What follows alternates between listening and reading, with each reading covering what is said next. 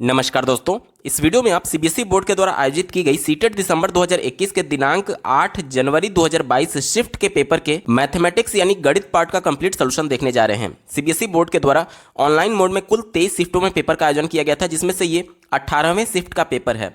अगर आप सभी शिफ्टों के कंप्लीट पेपर सॉल्यूशन के साथ साथ सभी सब्जेक्ट्स के कंप्लीट पेडागोजी को डिटेल में पढ़ना और समझना चाहते हैं तो इस वीडियो के समाप्त होने के बाद से आप इस वीडियो का डिस्क्रिप्शन जरूर चेक करिएगा। और अगर आप चैनल पर पहली बार विजिट कर रहे हैं तो इसको सब्सक्राइब करते हुए बेल आइकन को जरूर प्रेस कर लीजिएगा सीटेट, यूपी टेट और सुपर टेट की बेहतरीन तरीके से तैयारी करने के संदर्भ में। चलिए दोस्तों, आज के इस महत्वपूर्ण वीडियो को शुरू करते हैं। पहला प्रश्न पूछा गया है, निम्नलिखित में से कौन आंकड़ों के आलेखीय निरूपण के लिए प्रयोग नहीं किया जाता है। ध्यान से समझिएगा, आलेखीय निरूपण मतलब कि ग्राफिकल रिप्रेजेंटेशन की बात की जा रही है, यानी ग्राफ के माध्यम से किसको रिप्रेजेंट नहीं किया जाता है, आपसे पूछा जा रहा है। पहला दिया गया चित्र आलेख, जिसे पिक्टोग्राफ बोलते हैं। तो पिक्टोग्राफ में हम लोग चित्रों के माध्यम से डेटा को रिप्रेजेंट करते हैं। पाई चार्ट की बात की गई है, पाई चार्ट में भी हम लोग डेटा को रिप्रेजेंट करते हैं।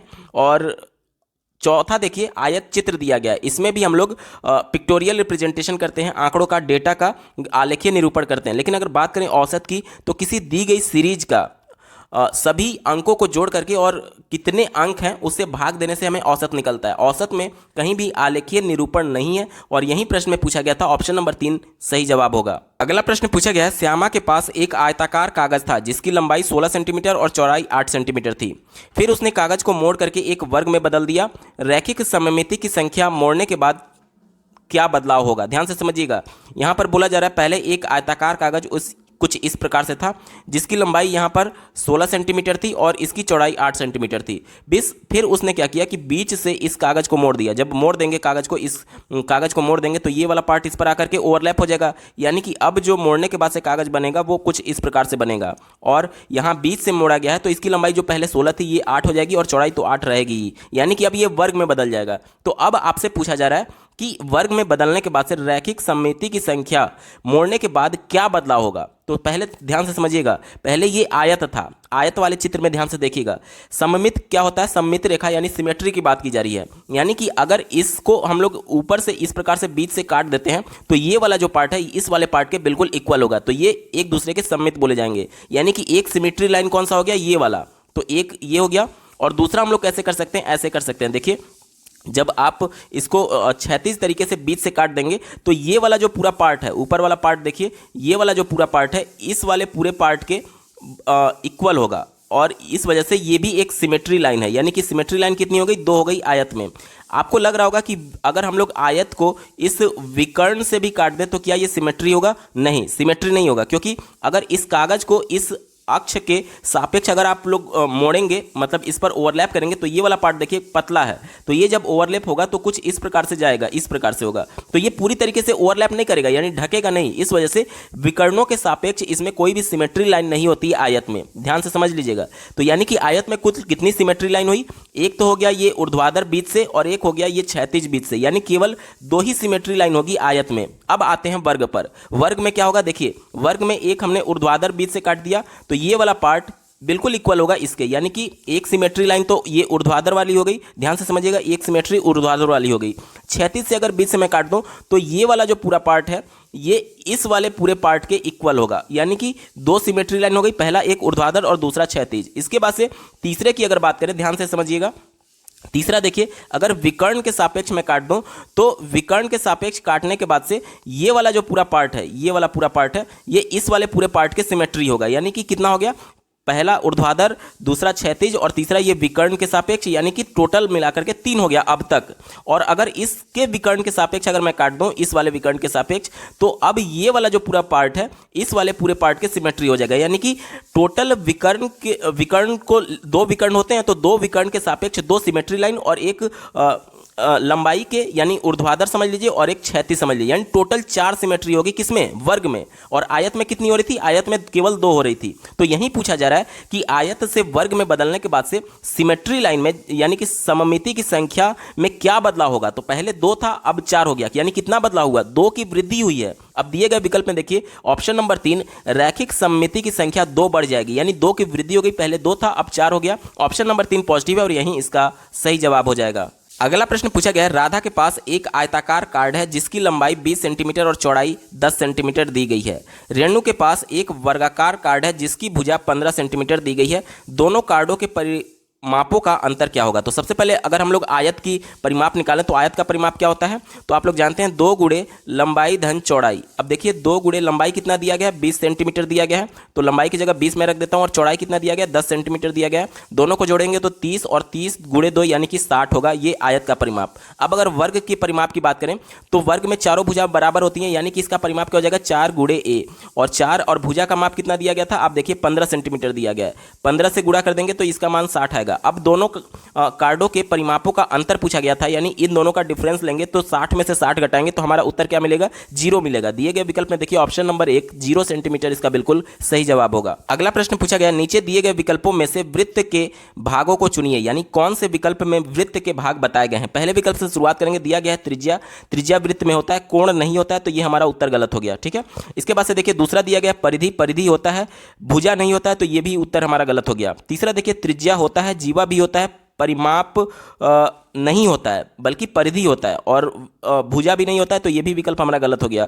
एक ही विकल्प बचा ऑप्शन नंबर 4। देखिए परिधि होता है वृत्त में, केंद्र बिंदु भी होता है, त्रिज्या भी होता है और व्यास भी होता है। ये सभी वृत्त के भाग हैं। ऑप्शन नंबर 4 पॉजिटिव और यही इसका सही जवाब होगा। अगला प्रश्न पूछा गया है, यदि मीता 1 घंटे में 16 किलोमीटर की दूरी चलती है तो वह 210 मिनट में कितनी दूरी तय करेगी? तो सबसे पहले यहां पर देख लीजिए, दिया गया है कि 1 घंटे में, देखिए यहां पर घंटे में दिया गया है और यहां पर मिनट में दिया गया है, तो दोनों मात्रक सेम होना चाहिए।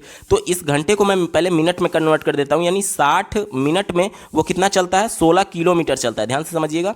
तो सिंपली यूनिटरी मेथड से मैं अपना रहा हूं कि 60 मिनट में जब 16 किलोमीटर चल रहा है तो 210 मिनट में कितना चलेगा?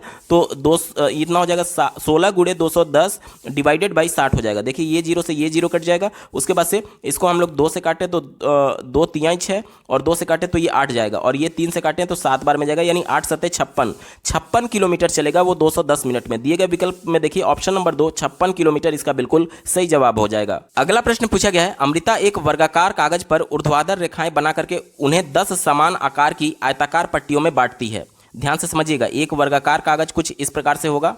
ठीक है, इसको उसने क्या किया है कि ऊर्ध्वाधर यहां पर 10 भागों में बांट दिया। तो यहां पर मैं 10 भागों में बांट देता हूं, 1 2 3 4 5 6 7 8 9 और ये 10 भाग हो गया। ठीक है, उसके बाद से उसने क्या किया कि वह उनमें से 3 पट्टियों में लाल रंग भर देती है। तो मान लीजिए ये 3 पट्टी में मैं लाल रंग भर देता हूं, 1 2 और ये 3 पट्टी हो गई। 3 पट्टियों में लाल रंग भर दिया। अब वह उसी कागज शीट को क्षैतिज 10 रेखाएं बनाती है, यानी कि इसी पट्टी को वो 10 क्षैतिज भागों में बांट देती है। चलिए बांट देते हैं, 1 2 3 4 5 6 7 8 9 और 10, टोटल 10 भाग हो गए। अब आपसे बोला जा रहा है कि जो उस कागज को 100 बराबर भागों में बांट देता है, जाहिर सी बात है 10 ऊर्ध्वाधर भागों में बांटा गया और 10 क्षैतिज भागों में, तो टोटल 100 भाग हो जाएंगे। ठीक है, अब आपसे पूछा जा रहा है निम्नलिखित में से कौन सा वह भिन्न दिखाता है जो रंगा नहीं गया है।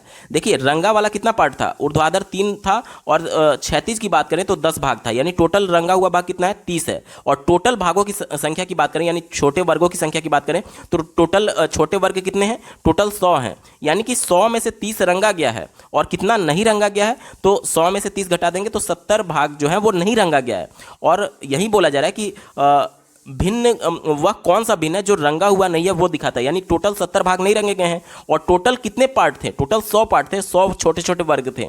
तो ये भिन्न में जब कन्वर्ट कर देंगे तो 0 से 0 कट जाएगा, यानी हमारा उत्तर क्या आ जाएगा? 7/10 हमारा उत्तर आएगा। दिए गए विकल्प में देखिए ऑप्शन नंबर 2 7/10 इसका बिल्कुल सही जवाब होगा। अगला प्रश्न पूछा गया है, बिंसी प्रतिदिन 3 घंटे अखबार पढ़ती है। आज उसने 2 घंटे 55 मिनट में अखबार पढ़ना पूरा किया। उसने कितने सेकंड में अखबार पढ़ा? ध्यान से समझिएगा, यहाँ पर आपको घंटे और मिनट में एक समय दिया गया है, सिंपली आपको इसको सेकंड में कन्वर्ट करके पूछा जा रहा है। तो या तो आप इसको सेकंड में कन्वर्ट करिए या फिर 3 घंटे को डायरेक्टली सेकंड में कन्वर्ट कर दीजिए और 5 मिनट को फिर सेकंड में कन्वर्ट करके उसको घटा दीजिए, ये ज़्यादा आसान पड़ेगा। तो 3 घंटे को अगर मैं सेकंड में कन्वर्ट करूँ तो 3 घंटे में 1 घंटे में 60 मिनट और 60 मिनट में फिर 60 सेकंड होते हैं, यानी कि हमारा उत्तर क्या हो जाएगा? देखिए 180 गुणे 60 और यहाँ से जब गुणा करेंगे तो ये 00 उतर जाएगा और 8 छक 6 8 48 के 8 हाथ में 4, 6 और 4 10, 10,800 हो गया। ये हो गया 3 घंटे का, लेकिन वो 5 मिनट कम पड़ी है। तो 5 मिनट का अगर हम लोग निकाल दें, 5 गुणे 60, यहाँ पर देख लीजिए ये केवल 5 मिनट कम है। 5 मिनट को सेकंड में बदलने के लिए, मिनट को सेकंड में बदलने केवल 60 से गुणा करना होगा, कंफ्यूज मत हो जाइएगा, ठीक है। तो ये 300 आएगा, तो 300 हम लोग को सिंपली इसमें से घटा देना है। तो इसमें से घटाएंगे तो ये 0 0, ये 5 आ जाएगा, ये 0 और ये 1, 10,500 हमारा उत्तर होगा। दिए गए विकल्प में देखिए ऑप्शन नंबर 2 इसका बिल्कुल सही जवाब है। अगला प्रश्न पूछा गया था, निम्नलिखित में से कौन एक पूर्ण घन है? पूर्ण घन की बात की गई है। तो दिए गए विकल्प में देखिए ये गलत हो गया, ये गलत हो गया, ये गलत हो गया। 64 की अगर बात करें तो ये 4 का पूर्ण घन होता है, 4 चौके 16 और 16 चौके 64। ऑप्शन नंबर 3 सही जवाब होगा।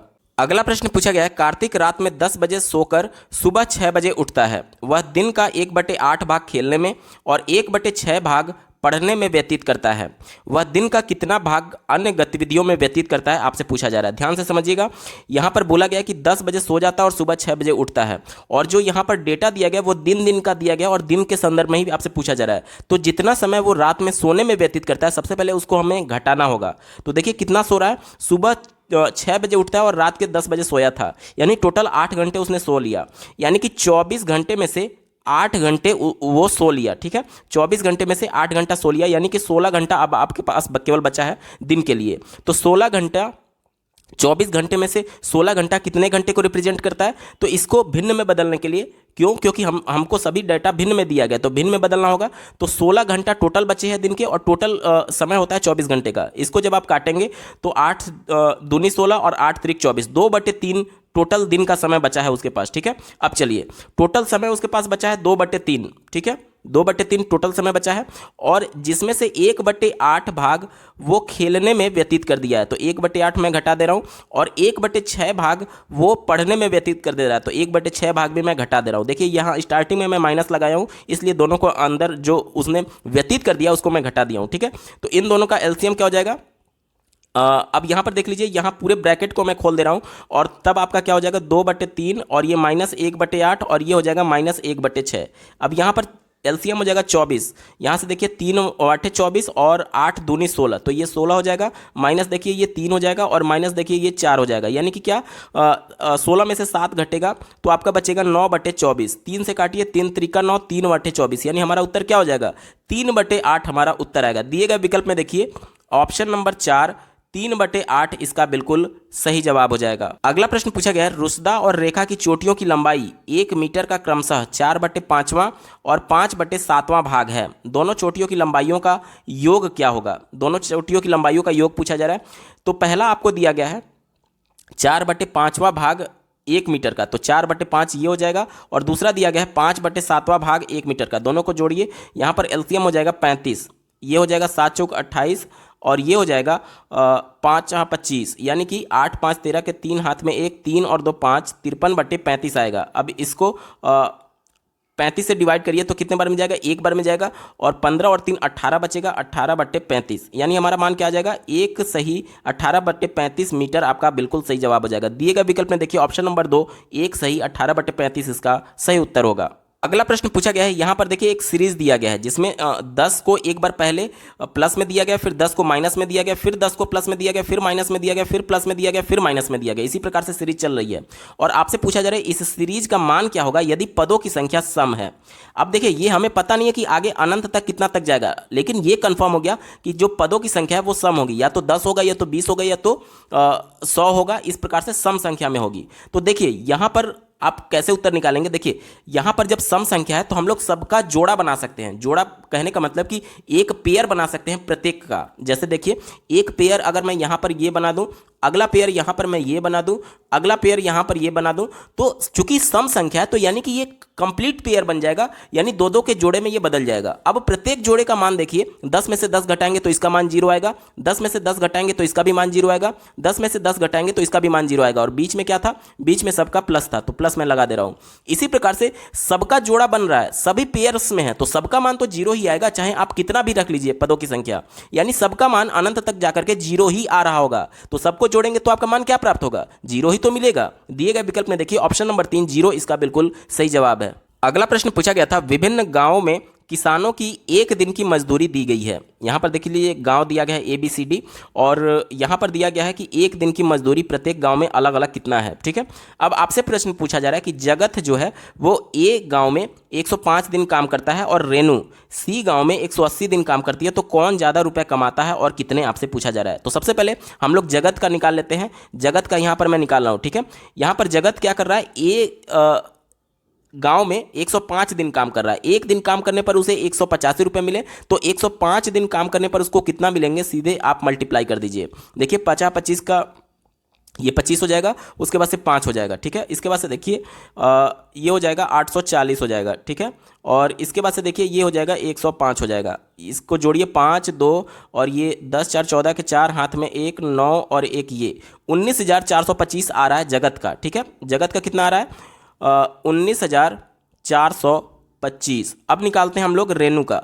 रेणु का अगर निकालें तो रेणु को बोला जा रहा है कि सी गांव में 180 दिन काम करती है। सी गांव में उसने 180 दिन काम किया है, तो सी गांव में 180 दिन, तो 180 दिन और एक दिन का उसका जो मजदूरी है वो 93 रुपया है। तो इससे मैं मल्टीप्लाई कर दे रहा हूँ, तो ये 0 हो जाएगा। 18 36 18 54 हो जाएगा। यहाँ तक क्लियर। उसके बाद से 9 से गुणा करिए तो 0 9 8 72 का 2 हाथ में 7 9 और 7 16 हो जाएगा। ठीक है, इसको जोड़िए 0 4 7 और ये 16, यानी कि हमारा क्या आ जाएगा, रेणु का जो पूरा रुपया आ गया, कितना उसने कमाया, 16,740 रुपया, 16,740। तो अब आपसे पूछा गया था कि कौन ज़्यादा रुपया कमाता है, तो ज़्यादा रुपया कौन कमाता है, जगत कमाता है। और कितना ज़्यादा कमाता है, तो इन दोनों का डिफरेंस कर दीजिए। ये 5 बचेगा, 12 में से 4 जाएगा तो 8 बचेगा, ये 13 बचेगा, 13 में से 7 जाएगा तो 6 बचेगा, ये 18 बचेगा, 18 में से 16 जाएगा तो 2 बचेगा। 2685 रुपया जगत ज़्यादा कमाता है, यानी कि उत्तर क्या हो जाएगा। देखिए यहाँ पर ऑप्शन नंबर 1 देखिए, जगत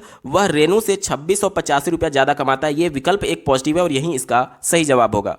अगला प्रश्न पूछा गया, निम्नलिखित में से कौन सा 1 और 6 दशांश के बराबर है। ध्यान से समझिएगा, बोला जा रहा है 1, तो 1 मैंने लिख दिया, और बोला जा रहा है यानी कि 1 के अलावा, तो 1 के अलावा यानी प्लस मैंने लिख दिया, 6 मैंने लिख दिया, और दशांश यानी कि इसका 10वां हिस्सा, तो 10 से मैं भाग दे रहा हूं, यानी कि इसका मान क्या आ जाएगा, 1 धन ये हो जाएगा 0.6, यानी उत्तर क्या आ जाएगा 1.6 आपका मान होगा। दिए गए विकल्प में देखिए ऑप्शन नंबर 2 इसका सही जवाब होगा। अगला प्रश्न पूछा गया, निम्नलिखित में से कौन आरोही क्रम में लिखे गए हैं। आरोही क्रम मतलब कि छोटे से बड़े की तरफ, यानी बढ़ते हुए क्रम में। ठीक है, इसी को ध्यान में रख करके उत्तर ढूंढेंगे। चलिए पहले विकल्प से शुरुआत करते हैं। दिया गया पहले ये, उसके बाद ये, अभी तक तो बढ़ते क्रम में है, उसके बाद से देखिए ये भी बढ़ते क्रम में है, लेकिन ये बात करें तो ये वाला टर्म इससे छोटा हो गया, ये छोटा हो गया, जबकि इससे बड़ा होना चाहिए था, तो ये विकल्प गलत हो गया।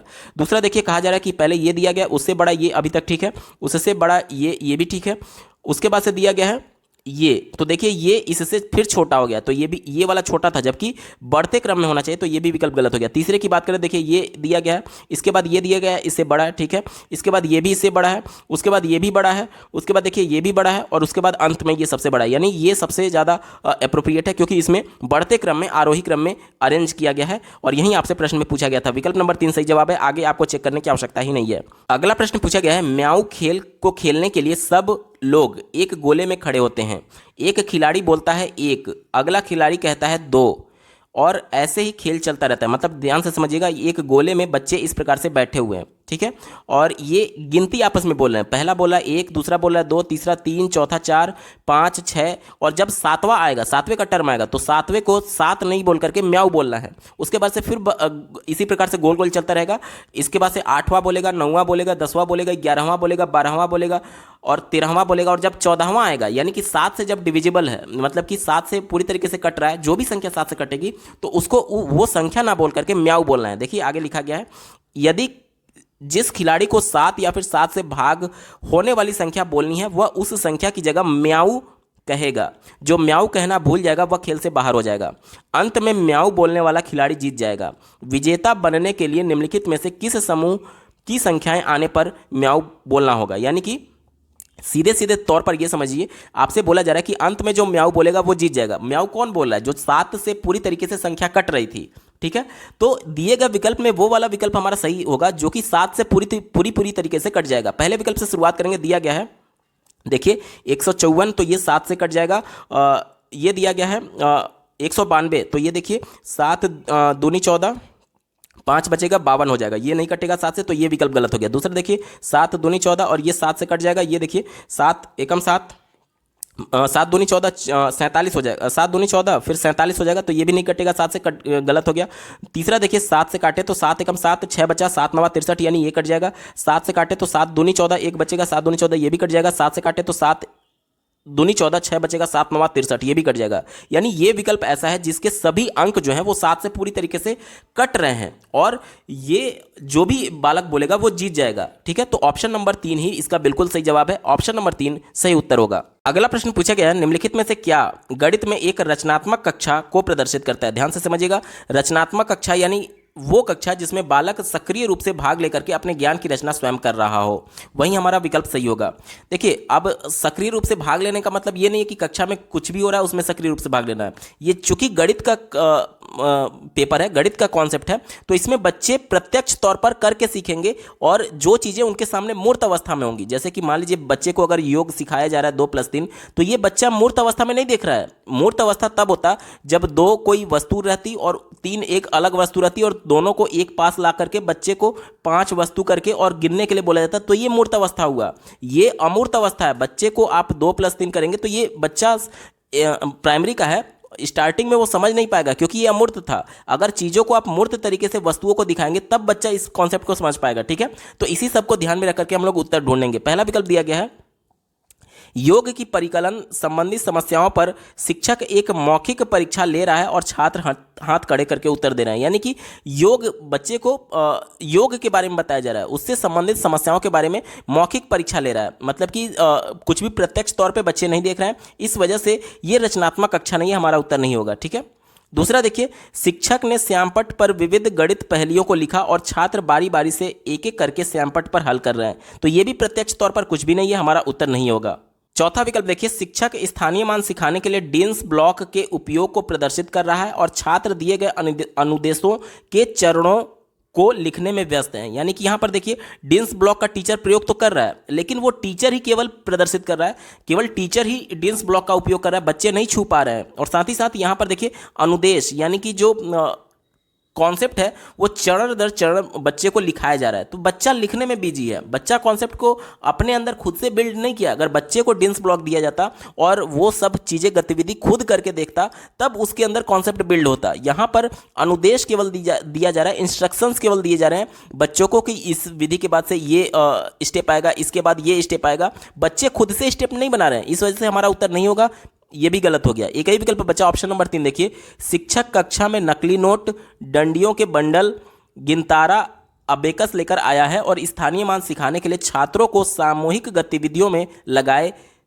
रखता है। तो यहाँ पर देखिए, छात्र गतिविधि करने में एक्टिवली पार्टिसिपेट हैं, तो जहां पर छात्र खुद से प्रत्यक्ष तौर पर डंडियों को देख करके, गिनतारा को देख करके और नकली नोटों को देख करके अपने कॉन्सेप्ट को खुद बिल्ड कर रहा है, क्योंकि छात्र गतिविधि में एक्टिवली पार्टिसिपेट था, तो ये सबसे ज्यादा पॉजिटिव और यही इसका सही जवाब होगा। अगला प्रश्न पूछा गया है, एनसीईआरटी के अनुसार कक्षा 3 के शिक्षार्थियों के लिए निम्नलिखित में से कौन सा एक अधिगम प्रतिफल यानी कि आउटकम नहीं हो सकता? ध्यान से समझिएगा, कक्षा 3 के बारे में बात की जा रही है, तो वो वाला विकल्प हमारा सही जवाब होगा जिसमें कोई एक ऐसा कॉन्सेप्ट दिया गया होगा जो कि कक्षा 3 में ना पढ़ाया जाता हो गणित के विषय में। ठीक है, चलिए इसी को ध्यान में रख करके उत्तर ढूंढेंगे। पहला दिया गया है कि हाथ की बालिश्त यानी बित्ता से पतंग की डोरी की लंबाई मापना। अब हम लोग बचपन से बित्ते से हम लोग लंबाई नापने का काम करते हैं, तो यानी ये बचपन में सभी बच्चे किए रहते हैं, कक्षा 3 का बच्चा इससे अवगत होगा, यानी ये विकल्प हमारा नहीं हो सकता, क्योंकि जो नहीं है उसके सिलेबस में वो वाला उत्तर होगा हमारा। ठीक है, दूसरा देखिए, दर्शाना कि 2 × 4 और 4 × 2 एक समान है, ये भी उसके सिलेबस में होगा, इस वजह से हमारा उत्तर नहीं है। सिलेबस में होने का मतलब सिर्फ और सिर्फ इतना है कि कक्षा 3 का जो बालक है उसकी मानसिक स्तर जो है वो इन प्रश्नों को समझने के लिए तैयार है अथवा नहीं। ठीक है, यानी कि उनके सिलेबस में दिया गया है या नहीं, सीधे तौर पर आप ये समझ लीजिए। तीसरा विकल्प दिया गया है, शब्द इबारती समस्या, 1 चॉकलेट की कीमत 5 रुपए है तो 3 चॉकलेट की कीमत क्या होगी को हल करना। ये भी विकल्प बिल्कुल पॉजिटिव था, इस वजह से उत्तर नहीं होगा। क्यों? क्योंकि कक्षा 3 का बालक ये यूनिटरी मेथड सीख जाता है कि 1 चॉकलेट का दाम 5 रुपए है तो 3 का कितना होगा, क्योंकि वो बचपन से अपने किराने की दुकान पर चॉकलेट खरीदने जाता होगा, तो ये सभी चीजें वो बचपन से देख रहा है। ठीक है, तो ये भी हमारा उत्तर नहीं होगा। लेकिन अगर बात करें ऑप्शन नंबर 4 की, देखिए ये भिन्नों का जोड़ है, इसको हल करने की बात की जा रही है, तो कक्षा 3 का बालक इस प्रकार के भिन्नों को नहीं सॉल्व कर सकता, इस वजह से उनके सिलेबस में दिया ही नहीं गया है, ठीक है। तो ये चूंकि निगेटिव सेंस में और निगेटिव सेंस में ही पूछा गया था, ऑप्शन नंबर 4 सही जवाब होगा। अगला प्रश्न पूछा गया है, एक शिक्षक के लिए कक्षा में भिन्न का परिचय देने के लिए निम्नलिखित में से किसका उपयोग सर्वाधिक उपयुक्त होगा। पहले विकल्प से शुरुआत करेंगे, बच्चे को भिन्न के बारे में बताना है, ठीक है। पहला विकल्प दिया गया है, पानी से पूर्ण भरे एक गिलास से 1/3 गिलास पानी पी लेने पर कितना पानी बचेगा।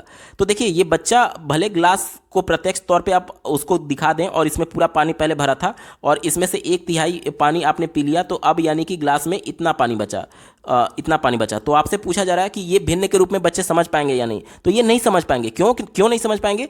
क्योंकि यहाँ पर कितना भाग कम हुआ वो बच्चे देख करके इसको नाप थोड़ी पा रहे हैं, जब तक कि इसको बच्चे को किसी पैमाने से नाप करके ना बताया जाए। क्योंकि ये प्रत्यक्ष तौर पर बच्चा देखेगा जरूर कि हाँ पानी कम हुआ है ग्लास में, लेकिन एग्जैक्ट थोड़ी बता पाएगा कि कितना कम हुआ है। तो ये भिन्न के रूप में कन्वर्ट करना उसके लिए थोड़ा मुश्किल होगा, ये उत्तर नहीं हो सकता।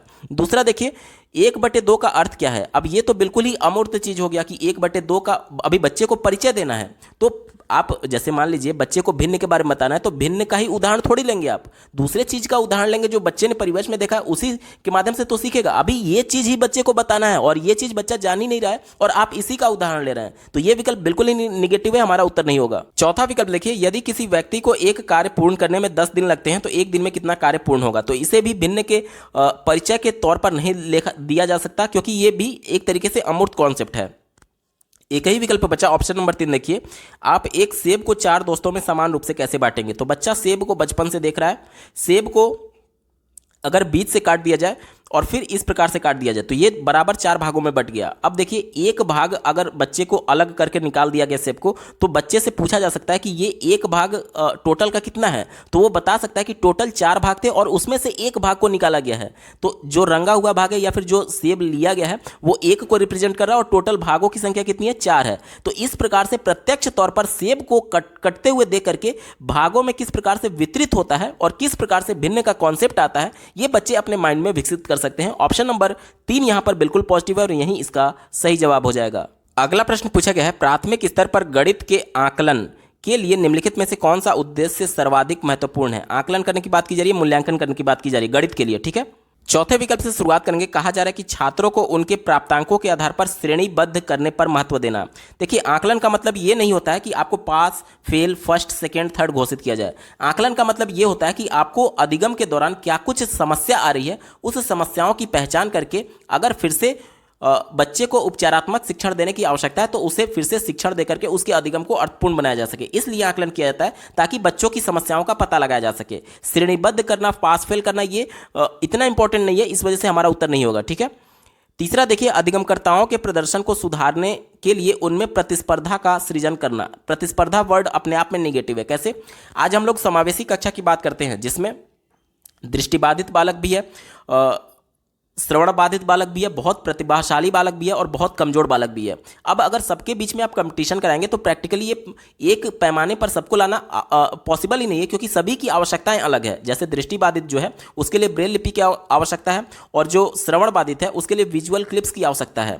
और साथ ही साथ मान लीजिए जो बहुत कमजोर बालक है, अगर आप उसका प्रतिस्पर्धा बहुत प्रतिभाशाली बालक से कराएंगे तो जाहिर सी बात है प्रतिभाशाली बालक जो है वो अच्छा परफॉर्म करेगा। और जब पूरा कंपटीशन कक्षा में वो होते हुए देख रहा होगा कि मुझे कम नंबर मिले हैं और पूरी कक्षा में मेरे नंबर को उजागर किया जाए, तो ये एक हीन भावना का उसमें और ज़्यादा निगेटिविटी उसमें जन्म लेगी उसके मन में।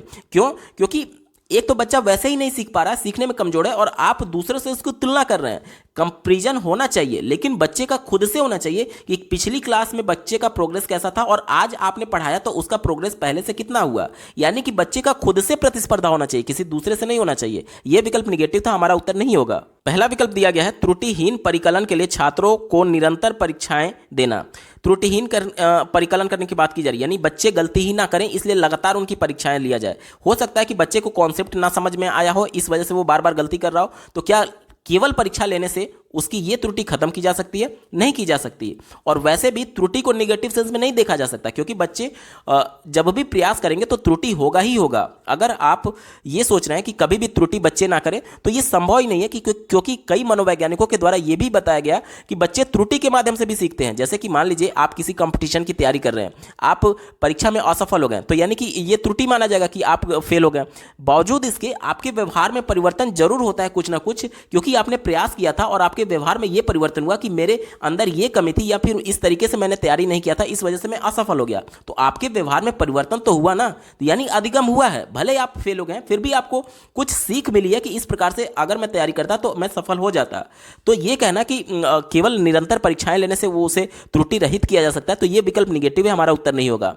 एक ही विकल्प बचा ऑप्शन नंबर 2। देखिए, प्रतिपुष्टि और उपचारात्मक शिक्षण प्रदान करने हेतु बच्चों की प्रगति को एक समय अवधि में अंकित करना, यह सबसे ज्यादा पॉजिटिव है। कैसे?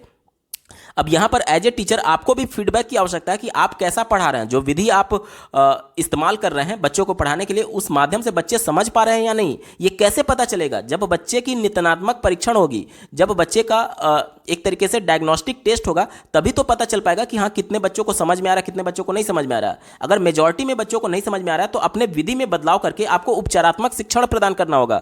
तो यह विकल्प सबसे ज्यादा पॉजिटिव है और यही इसका सही जवाब होगा, क्योंकि आकलन का महत्व, आकलन का मतलब ही यही होता है, आकलन का उद्देश्य ही यही होता है। विकल्प नंबर 2 सही जवाब होगा। अगला प्रश्न पूछा गया है, श्रीमान हरि अपनी कक्षा में भिन्न प्रकार की रंगोली के चित्र प्रिंटेड दुपट्टे लेकर आए हैं। गणित में निम्नलिखित में से किस किस विषयों को पढ़ाने के लिए यह सर्वाधिक उपयुक्त साधन हो सकता है? तो पैटर्न प्रिंटेड दुपट्टे लेकर के आए हैं और रंगोली के चित्र लेकर के आए हैं। ये क्या पढ़ाने के लिए हो सकता है उपयुक्त? तो देखिए आकृति और पैटर्न को, क्योंकि विभिन्न प्रकार के जब प्रिंटेड दुपट्टे होंगे तो हो सकता है दुपट्टे में कहीं गोला बना होगा, हो सकता है कहीं त्रिभुज बना होगा, हो सकता है कहीं आयत बना होगा, हो सकता है कि समांतर चतुर्भुज बना होगा। तो ये क्या है? ये पैटर्न है और आकृति है। गणित में, ज्यामिति में इन सभी आकृतियों का प्रयोग किया जाता है। तो दुपट्टे में इस प्रकार की आकृतियों को देख करके बच्चे समझ सकते हैं और ज्यामिति का कॉन्सेप्ट अपने अंदर बिल्ड कर सकते हैं। ऑप्शन नंबर 2 पॉजिटिव है और यही इसका सही जवाब होगा। अगला प्रश्न पूछा गया है, इनमें से कौन सा अभ्यास सबसे उपयुक्त रूप से यह दर्शाएगा कि आपके छात्रों ने अज्ञात राशियों का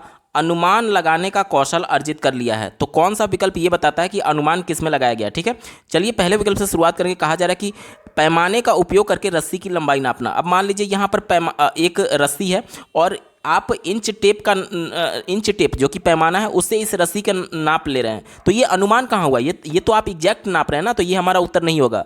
दूसरा देखिए, दशमलव संख्या का निकटन करना। निकटन करने का मतलब कि मान लीजिए यहाँ पर एक कोई दशमलव संख्या 16.785 है, ठीक है, तो यहाँ पर निकटन करने का मतलब कि 16.7 अगर 2 अंक तक लेना है, तो अगर ये वाली संख्या 5 या फिर 5 से बड़ी है तो इस वाली संख्या में 1 जुड़ जाता है, यानी कि 16.79 हो जाएगा। और अगर इसको राउंड फिगर करने की बात रहेगी, तो अगर ये वाली संख्या अगर 5 या फिर उससे बड़ी है तो इसमें राउंड फिगर करने में 1 जुड़ जाएगा, यानी कि ये 17 हो जाएगा। इसे बोलते हैं निकटन करना। तो इसमें भी अनुमान कहाँ है? ये तो एग्जैक्ट आपको पता है और नियमों के अंतर्गत हो रहा है। अनुमान तो वहाँ होगा ना जहाँ पर आपको कुछ एग्जैक्ट आइडिया नहीं होगा, एक रफली आप आइडिया लगा रहे होंगे, तो ये विकल्प आपका उत्तर नहीं होगा। चौथा विकल्प देखिए, एक वर्ष में रविवारों की संख्या का अनुमान लगाना। तो ये तो फिक्स है ना कि रविवार की संख्या 52 होगी, 52 हफ्ते 52 रविवार होंगे, तो इसमें अनुमान लगाना कहाँ हुआ? केवल लिख देने से अनुमान हमारा नहीं होगा, ये विकल्प गलत हो गया। एक ही विकल्प बचा ऑप्शन नंबर 3। देखिए, पार्टी आयोजित करने की संभावित कीमत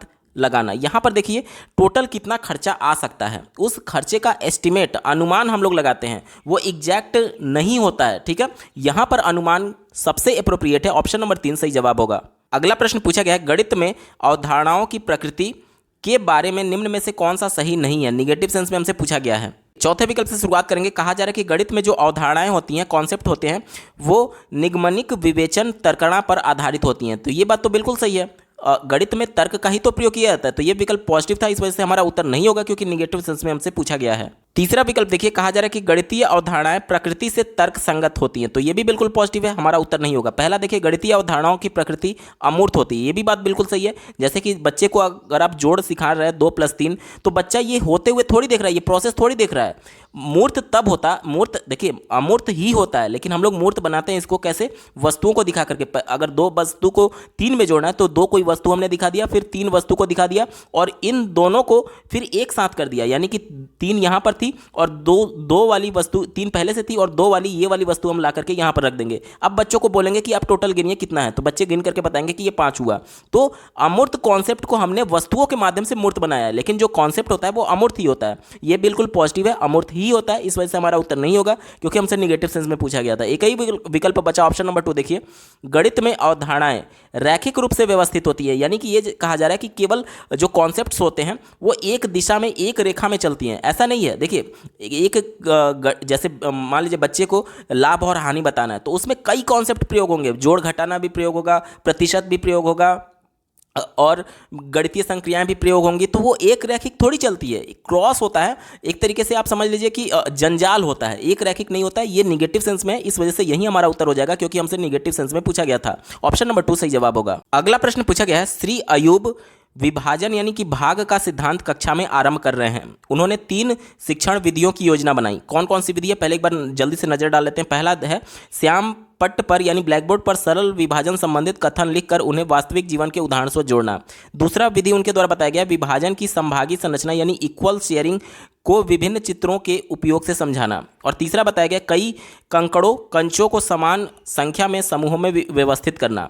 अब आपसे पूछा जा रहा है कि अवधारणा को अच्छी तरीके से स्पष्ट करने के लिए इन क्रियाओं को सबसे उचित क्रम में व्यवस्थित करने की में उनकी सहायता करें, यानी कि जो 3 विधियां उनके द्वारा अपनाई जा रही हैं इनमें सही क्रम क्या होना चाहिए ताकि बच्चे का जो समझ है वो पूरी तरीके से अर्थपूर्ण हो। तो चलिए देखिए, जिस भी विकल्प में सबसे पहले बच्चा प्रत्यक्ष तौर पर देखेगा, मूर्त अवस्था में देखेगा, वो विकल्प हमारा सही है। क्यों? क्योंकि एनसीएफ 2005 बच्चों के परिवेश से जोड़ने की बात करता है जो मूर्त अवस्था में बच्चे देखते हैं। तो मूर्त अवस्था में आपको एक ही चीज़ दिख रहा है, क्या? कई कंचों को समान संख्या में समूहों में व्यवस्थित करना, यानी ये गतिविधि है। बच्चे कंकड़ और कंचों को समान ग्रुप्स में, समान नंबर्स में बांट रहे हैं। तो ये विकल्प सबसे नंबर 1 पर हो जाएगा। क्यों? क्योंकि यहां पर प्रत्यक्ष तौर पर मूर्त अवस्था में बच्चा देख रहा है। उसके बाद से देखिए दूसरे नंबर पर क्या होगा, विभाजन की इक्वल शेयरिंग को विभिन्न चित्रों के माध्यम से समझाना। अब देखिए विभिन्न समूहों में बांटा गया है, यानी कि सब बराबर बराबर होंगे और इक्वल शेयरिंग को दिखाने के लिए यहाँ पर चित्रों का प्रयोग किया गया। तो ये भी एक तरीके से प्रत्यक्ष हो गया। ठीक है, चित्र भी बच्चे जैसे प्रत्यक्ष देखने के बाद से जब बच्चे चित्रों को देखेंगे और उसके बारे में समझने के लिए समझ अपने अंदर विकसित करेंगे, तो ये इसका अगला चरण होगा, यानी ये दूसरे नंबर पर हो जाएगा। और तीसरा देखिए, श्यामपट्ट पर सरल विभाजन संबंधी कथन लिखकर उन्हें वास्तविक जीवन के उदाहरण से जोड़ना। यहाँ पर देखिए ये अमूर्त कॉन्सेप्ट था। अमूर्त क्या था कि आप केवल लिख करके बता रहे हैं, लेकिन ये भी मूर्त बनाया गया है। कैसे? वास्तविक जीवन से जोड़ करके। यानी कि यहां पर देखिए ये सबसे पहला था क्योंकि प्रत्यक्ष तौर पर बच्चा देख रहा था। उसके बाद से ये उसका अगला पार्ट था और ये तीसरे नंबर पर ये होगा कि अमूर्त चीजों को उसके वास्तविक जीवन से जोड़ने की बात की जा रही है। यानी तीसरा, पहला वाला जो है वो तीसरे नंबर पर हो जाएगा। यानी हमारा क्रम क्या बनेगा? 3, 2, 1 हमारा सही उत्तर होगा। अब चलिए विकल्पों में चलते हैं। यहां पर आप देख पा रहे होंगे ऑप्शन नंबर देखिए 4 में दिया गया 3, 2, 1 यही इसका सही जवाब होगा। अगला प्रश्न पूछा गया है, कक्षा 2 के अधिगमकर्ताओं को मानचित्र मैपिंग और दिक् स्थान संबंधी समझ की अवधारणा का परिचय देने के लिए निम्न में से किसका एक संदर्भात्मक क्रियाकलाप के रूप में उपयोग किया जा सकता है? पहले विकल्प से शुरुआत करेंगे। दिया गया है छात्रों को एक नक्शे यानी कि मानचित्र पर 2 शहरों के बीच की दूरी को मापने के लिए कहना। अब देखिए बच्चा भले नक्शे पर वो उस चीज़ को देख रहा है, लेकिन प्रत्यक्ष तौर पर उन 2 शहरों को बच्चा नहीं देखा है। प्रत्यक्ष तौर पर देखने का मतलब कि देखिए किसी भी केवल चित्र को देख करके बच्चा आसानी से उसको समझने में कंफर्टेबल नहीं है, इस वजह से ये हमारा उत्तर नहीं होगा। दूसरा देखिए, छात्रों को यदि 1 सेंटीमीटर बराबर 100 किलोमीटर तो 5 सेंटीमीटर कितने किलोमीटर के बराबर होगा हल करने के लिए कहना। तो यहाँ से बच्चे मैथमेटिकल कैलकुलेशन को समझेंगे। पोजीशन, दिक् स्थान, मानचित्र जैसे संप्रत्यय के बारे में बच्चे नहीं समझ पा रहे हैं, तो ये भी विकल्प हमारा नहीं होगा क्योंकि यहाँ पर सिर्फ यूनिटरी मेथड का उपयोग बच्चे कर रहे होंगे। जो मानचित्र बच्चे को पढ़ाना उद्देश्य है उसके बारे में बच्चे नहीं समझ पाएंगे। ठीक है। तीसरा देखिए, छात्रों को एक ही आकृति जैसे कि वर्ग, वृत्त इत्यादि विभिन्न क्षेत्रफल के साथ बनाने के लिए कहना। तो देखिए यहाँ पर एक ही, जहाँ पर भी आपको एक ही, यहीं, एकमात्र ये सभी वर्ड दिख जाए वो विकल्प हमेशा ही निगेटिव होता है, कभी भी आपका उत्तर नहीं होगा क्योंकि ये संकुचित होता है। ऑप्शन नंबर 4 देखिए, छात्रों को अपने स्वयं के घर का कागज पर बनाने के लिए कहना जिसमें विभिन्न कक्षों का सापेक्षित आकार बना रहे हैं। तो यहाँ पर देखिए ये बच्चा अपने घर को प्रत्यक्ष तौर पर देख रहा है। वहाँ पर पहले विकल्प में जो था कि दो शहरों के बीच की डिस्टेंस नापने की बात की जा रही थी, तो मानचित्र में बच्चा दोनों शहरों को प्रत्यक्ष तौर पर देखा थोड़ी है, लेकिन अपने घर अपने मकान को वो प्रत्यक्ष तौर पर देख रहा है और चीज़ों से कोरिलेट कर पाएगा। और कागज़ पर बनाने के लिए जब आप बोलेंगे तो अपने कमरों के भी बारे में जानता है, कौन कमरा कितना छोटा है, कौन कमरा कितना बड़ा है। तो ये सापेक्षिक आकार उसमें एक तरीके से डेवलप होगी कि जो कमरा उसके यहाँ छोटा होगा उसको कागज़ पर वो छोटा बनाएगा, जो कमरा बड़ा होगा उसको बड़ा बनाएगा। साथ ही साथ किचन लैट्रिन जितने छोटे बड़े होंगे उस हिसाब से वो बना रहा होगा। तो इसमें जो एक तरीके से दिक् स्थान है उसके समझ को बच्चों में विकसित किया जा सकता है। ऑप्शन नंबर 4 पॉजिटिव है और यही हमारा सही जवाब होगा। अगला प्रश्न पूछा गया है, निम्नलिखित में से किसका नाम एक ज्यामितीय सिद्धांत के विकास से संबंधित है जो कि बच्चों में ज्यामितीय तर्क के विभिन्न स्तरों को वर्णित करता है। तो ये वैन हील के द्वारा दिया गया था। वैन हील का ज्यामिति सिद्धांत दिया गया था जिसके अंतर्गत उन्होंने बताया था कि बच्चे ज्यामिति को किस प्रकार से सीखते हैं। ऑप्शन नंबर 1 पॉजिटिव और यही इसका सही जवाब होगा। अगला प्रश्न पूछा गया है, राष्ट्रीय पाठ्यचर्या रूपरेखा 2005 यानी एनसीएफ 2005 के अनुसार गणित के पाठ्यक्रम का निम्न में से कौन सा एक महत्वपूर्ण उद्देश्य है। दिया गया है पहला विकल्प गणित मात्र अंक गणित है। देखिए मात्र, एक, केवल, एकमात्र, यही, ये सभी वर्ड निगेटिव होते हैं और वैसे भी मैं इसको एक्सप्लेन करता हूँ। कहा जा रहा है कि गणित केवल अंक गणित है। तो देखिए गणित में आप ज्यामिति गणित भी पढ़ते हैं और इसके अलावा अंक गणित, बीज गणित, ये सभी चीज़ें पढ़ते हैं। ये गणित का ही पार्ट है। तो केवल ये कहना कि गणित केवल अंक गणित है तो ये संकुचित होगा, हमारा उत्तर नहीं है। दूसरा विकल्प देखिए, प्राथमिक कक्षाओं में औपचारिक कलन विधि पढ़ाने पर बल दिया जाना चाहिए। यानी कि औपचारिक विधि क्या होता है, जो कि विद्यालय में पढ़ाया जाता है। तो ये बोला जा रहा है कि बच्चे को केवल विद्यालय से ही जोड़ा जाना चाहिए, जबकि एनसीएफ 2005 इसका विरोध करता है। एनसीएफ 2005 ये कहता है कि बच्चों को उसके परिवेश से जोड़ करके पढ़ाइए, यानी विद्यालय के बाहर के जीवन से जोड़ करके पढ़ाइए। तो ये कहना कि केवल औपचारिक कलन विधि पढ़ाने पर बल दिया जाना चाहिए, ये विकल्प निगेटिव हो गया, क्योंकि अनौपचारिक तरीके से भी बच्चे सीखते हैं। ठीक है, तो ये निगेटिव था, हमारा उत्तर नहीं होगा। चौथा देखिए, प्राथमिक स्तर पर केवल गणितीय खेलों और क्रियाकलापों पर बल दिया जाना चाहिए। केवल वर्ड आ गया, अब आपको आगे सोचना ही नहीं है, आगे विचार ही नहीं करना है, ये विकल्प गलत ही होगा। तीसरा देखिए, दैनिक जीवन के उदाहरणों की सहायता से गणित को प्रासंगिक बनाया जाना चाहिए। ये देखिए एनसीएफ 2005 के अनुसार ये सबसे ज़्यादा पॉजिटिव है। क्यों प्रासंगिक बनाने का मतलब कि उससे रिफरेंस लेकर के, मान लीजिए बच्चे को अगर जोड़ का नियम बताना है, योग का कॉन्सेप्ट बताना है, तो बच्चे को बताया जा सकता है। बच्चा कभी ना कभी तो टॉफ़ी खरीदने दुकान पर गया होगा, तो उसको उसके दैनिक जीवन से जोड़ करके बताइए कि मान लीजिए आपके पिता ने आपके भाई को 2 टॉफ़ी दिया और आपको 3 टॉफ़ी दिया, तो टोटल आपके पिता कितने टॉफ़ी लेकर के आए थे। तो बच्चा प्रत्यक्ष तौर पर वो देख रहा है, चीज़ें होते हुए अपने दैनिक जीवन से जुड़ा हुआ महसूस करेगा, क्योंकि उसके पापा, उसके भाई और उसको टॉफ़ी दे रहे होंगे दैनिक जीवन में, तो वो चीज़ों को समझ पाएगा, कोरिलेट कर पाएगा। इस वजह से ऑप्शन नंबर 3 पॉजिटिव है और यही इसका सही जवाब होगा। अगला प्रश्न पूछा गया है, एक योग प्रश्न। यहाँ पर देखिए 87 + 16 को हल करने के लिए छात्र ने इतना योग किया। एक्चुअली इन्होंने किया क्या है, 7 + 6 यानी 13 को एज इट इज उतार दिया है और 8 और 1 9 कर दिया है। होना ये चाहिए था कि जब 7 और 6 करेंगे तो 3 और हासिल 1 यहाँ पर आगे जुड़ना चाहिए था, और ये 8 और 1 9 और 1 ये 10 इतना होना चाहिए था। लेकिन बच्चे ने ये गलती क्यों की, बच्चे को स्थानीय मान का कॉन्सेप्ट नहीं पता है। क्योंकि अगर बच्चा यहाँ पर 13 लिख रहा है, यानी कि उसको नहीं पता है कि यहाँ पर ये इकाई वाला अंक है, इकाई वाले अंक के नीचे हमें इकाई वाला ही अंक लिखना है। और चूंकि 13 में ये 1 जो है वो दहाई था और यहाँ पर दहाई वाला अंक के आगे उसको लिखना है, यानी उसमें उसको जोड़ करके लिखना है। तो बच्चे को स्थानीय मान का कॉन्सेप्ट नहीं पता था, इस वजह से उसने ये गलती की है। अब इसी को ध्यान में रख करके हम लोग उत्तर ढूंढेंगे। पहला विकल्प दिया गया है, निम्नलिखित में से कौन सा छात्र दिए गए उत्तर की सर्वाधिक उपयुक्त प्रतिक्रिया को निरूपित करता है। चलिए पहले विकल्प से शुरुआत करेंगे। कहा जा रहा है कि यह छात्रों द्वारा की गई एक साधारण त्रुटि है और अभ्यास के लिए अधिक प्रश्न देकर के इसको सुधार किया जा सकता है। ये विकल्प निगेटिव है। कैसे, इसको साधारण त्रुटि नहीं माना जा सकता, ये एक अपने आप में एक कॉन्सेप्ट है स्थानीय मान का, और बच्चे को इस स्थानीय मान कॉन्सेप्ट के बारे में पता नहीं है। तो बार बार अगर आप उसको अभ्यास के लिए प्रश्न देंगे तो जाहिर सी बात है, जब उसको कॉन्सेप्ट ही नहीं पता है तो वो गलती बार बार करेगा। तो ये विकल्प बिल्कुल ही निगेटिव है। बार बार केवल प्रश्न देकर के उसको ये गलती सुधारा नहीं जा सकता। दूसरा देखिए, अध्यापक द्वारा औपचारिक कलन विधि को श्यामपट्ट पर प्रदर्शित किया जाना चाहिए और छात्रों को चरणों को अपनी कॉपी में लिखना चाहिए। ये विकल्प बिल्कुल निगेटिव है। कैसे, अब यहां पर कुछ भी प्रत्यक्ष तौर पर नहीं किया जा रहा है, केवल श्यामपट्ट पर बच्चे देख करके अपनी कॉपी में लिख रहे हैं। तो वो देखिए, आज हम लोग रचनावाद की बात करते हैं, यानी बच्चा अपने कॉन्सेप्ट का निर्माण स्वयं करेगा। अब बच्चा श्यामपट्ट से देख करके कॉपी में लिख रहा है, यानी केवल नकल मात्र कर रहा है, वो कहाँ कुछ नया सीख रहा है। तो ये विकल्प निगेटिव है, हमारा उत्तर नहीं होगा। बात करेंगे अगले विकल्प की। तीसरा विकल्प दिया गया है कि छात्र को पाठ्यपुस्तक में हल किए गए उदाहरण दिखाए जाने चाहिए और उसे हल करने के लिए समान प्रकार के 10 और प्रश्न दिए जाने चाहिए। यहां पर देख लीजिए, अगर केवल बुक से ही बच्चे समझ पाते तो फिर विद्यालय आने की आवश्यकता क्या थी, उसको घर पर ही बुक दे दिया जाता। एज ए टीचर आपका क्या रोल है, आपने तो कुछ किया ही नहीं।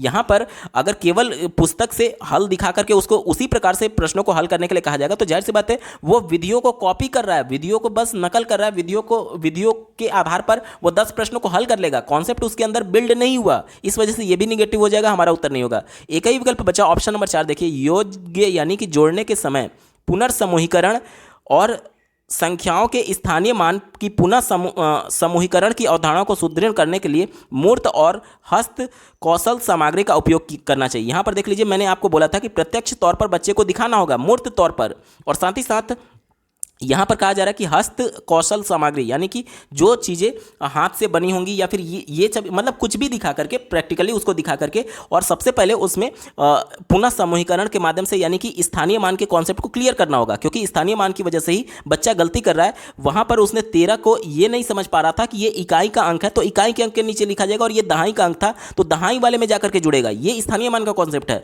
इसी वजह से बच्चा गलती कर रहा था। और जब स्थानीय मान को पढ़ा करके बच्चे को फिर से उसका कॉन्सेप्ट क्लियर किया जाएगा, तब उसकी ये गलती को दूर किया जा सकता है। ऑप्शन नंबर 4 पॉजिटिव और यही इसका सही जवाब होगा। अगला प्रश्न पूछा गया है, निम्नलिखित में से कौन सा गणित शिक्षण अधिगम से संबंधित उपागम नहीं है। निगेटिव सेंस में हमसे पूछा जा रहा है। पहले विकल्प से शुरुआत करेंगे।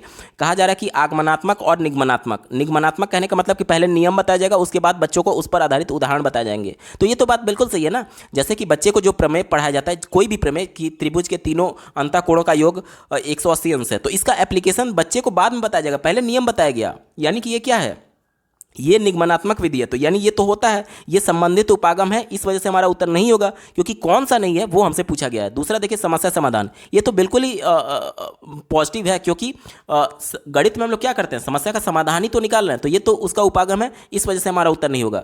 तीसरा देखिए, विश्लेषण और संश्लेषण की बात की जा रही है। कई डेटा हमारे पास होते हैं, कई आंकड़े हमारे पास होते हैं, और उसको विश्लेषित करके हम लोग किसी रिजल्ट पर पहुंच रहे होते हैं। तो यानी विश्लेषण संश्लेषण भी इससे जुड़ा हुआ है, पॉजिटिव सेंस में हमारा उत्तर नहीं होगा। एक ही विकल्प बचा ऑप्शन नंबर देखिए 4, ड्रिल और अभ्यास। ड्रिल और अभ्यास यानी कि मशीन की तरह आप अभ्यास किए जा रहे हैं, एक ही चीज को रटने के सेंस में है, मतलब बार बार अभ्यास। जैसे कि एक होता है ना कि कुएं से पानी निकालते निकालते पत्थर पर भी रस्सी से घिस घिस करके वहां पर दाग लग गया था, मतलब कि पत्थर भी घिस गया था। तो हमारा दिमाग पत्थर थोड़ी है, घिसना थोड़ी है, बल्कि ज्ञान की रचना करना है। एक ही चीज बार बार थोड़ी रिपीट करना है।